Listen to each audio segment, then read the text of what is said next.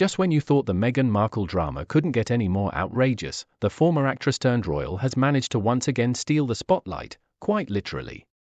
During Prince Harry and Meghan's recent final engagement in Colombia, the couple attended the Petronio Álvarez Pacific Music Festival in Cali.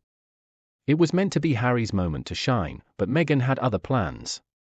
As the evening unfolded, Harry took to the stage alongside Colombia's Vice President, Fran Marquez. Harry began addressing the crowd in Spanish, delivering a simple greeting and expressing gratitude for the warm welcome. It was a humble, unassuming moment that could have been a small victory for Harry, a chance for the prince to connect with the audience in his own right. But Meghan, ever the attention seeker, simply couldn't resist the urge to make it all about her.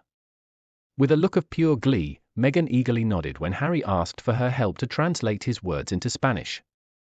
What followed was a spectacle that left many wondering who the real star of the evening was supposed to be. After each sentence Harry spoke, Meghan swooped in, snatching the microphone from his hands as if it were her birthright. One would think that translating a few words would be a simple task, but Meghan turned it into her very own performance. The crowd's cheers seemed to fuel her desire for attention, and before long, she was clutching the microphone as if it were her most prized possession. Harry, on the other hand, stood there seemingly resigned to his role as the perpetual spare, his head bowed in what could only be interpreted as defeat. The video footage of the event tells a story that words alone cannot capture. Meghan basked in the adulation of the crowd, practically beaming with joy as she held onto the microphone for dear life. Meanwhile, the vice president's gaze shifted from Harry, who appeared increasingly sidelined, to Meghan, who was clearly reveling in the moment. One might even wonder if Meghan's wiglet was on backwards, given the strange euphoria that she seemed to be experiencing. The sight of Meghan, with her unkempt hair and pretentious walk, hogging the spotlight was enough to make even the most seasoned royal watchers cringe.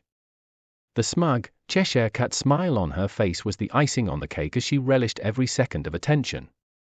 It was as if the microphone and the camera were her two true loves, and she wasn't about to let anyone, not even her royal husband, get in the way of the moment. As for Harry, the once proud prince has been relegated to little more than a prop in Meghan's never-ending quest for fame. It's a tragic twist of fate for the man who wrote an entire book about the misery of being the spare. Now, he finds himself in an even lower position, reduced to the dirt on the bottom of Meghan's designer shoes. The irony of it all is that Harry, the son of King Charles III, has been overshadowed by a former actress who was once sixth on the call sheet of an obscure soap opera. Yet here she is, acting as if she's the true star of the show, mic snatching and all.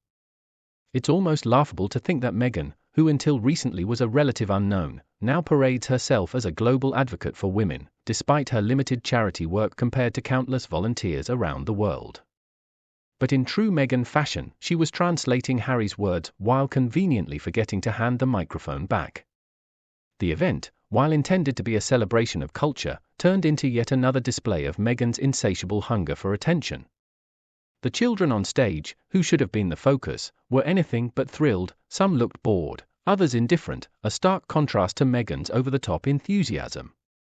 As the two royals walked off the stage, one couldn't help but wonder, who is the real prince here, Meghan with her mic-snatching antics, or Harry, the man who once had it all but now seems to have lost even his voice? The answer, it seems, is as clear as the smug smile on Meghan's face.